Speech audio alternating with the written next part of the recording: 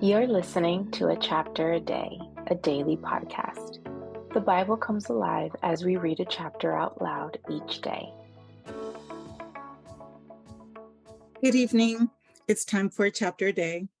This evening, we are reading 2 Samuel chapter 6. And here's what it says, 2 Samuel chapter 6. David again brought together out of Israel chosen men, 30,000 in all. He and all his men set out from Baalah of Judah to bring up from there the ark of God, which is called by the name of the Lord Almighty.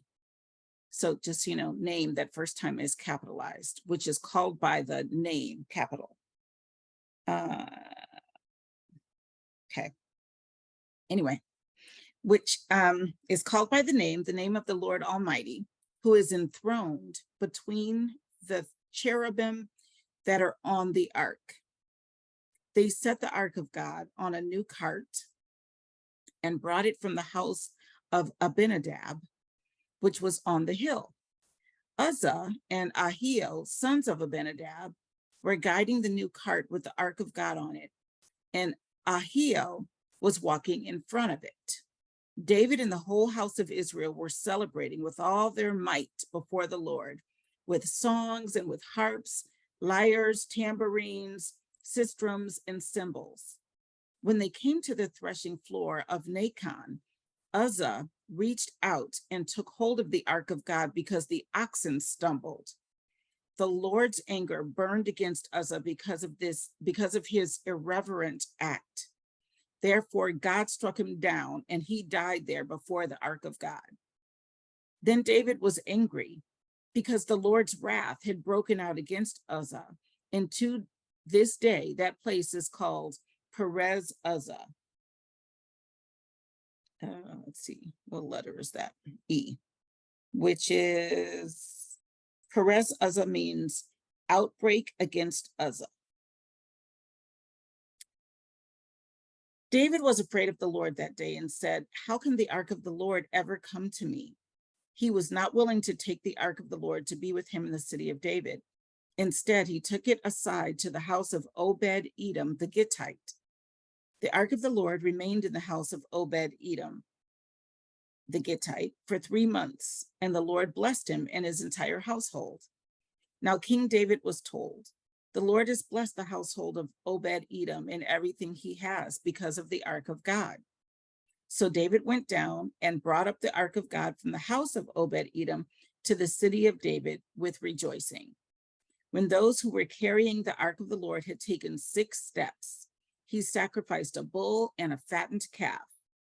David, wearing a linen ephod, danced before the Lord with all his might, while he and the entire house of Israel brought up the ark of the Lord with shouts and the sounds of trumpets.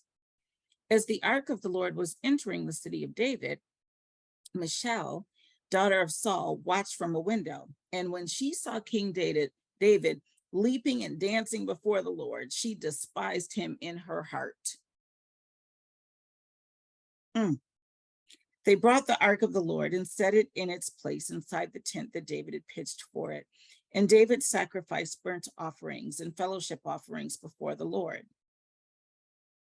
After he had finished sacrificing the burnt offerings and fellowship offerings, he blessed the people in the name of the Lord Almighty. Then he gave a loaf of bread, a cake of dates, and a cake of raisins to each person in the whole crowd of Israelites, both men and women. And all the people went to their homes. When David returned home to bless his household, Michal, daughter of Saul, came out to meet him and said, "How the king of Israel has distinguished himself today, disrobing in the sight of the slave girls of his servants as any vulgar fellow would." David said to Michal, "It was before the Lord who chose me rather than your father or anyone from his house when he appointed me ruler over the Lord's people Israel. I will celebrate before the Lord. I will become even more undignified than this, and I will be humiliated in my own eyes.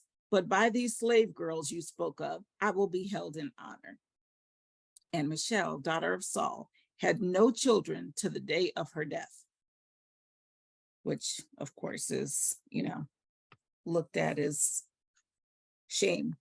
Take away my shame, they would ask. Take away my shame, when they couldn't have children. So at that point, that was it. No children for her, nothing to pass her line on. All right, I'll see you tomorrow for another chapter a day. Have a great evening.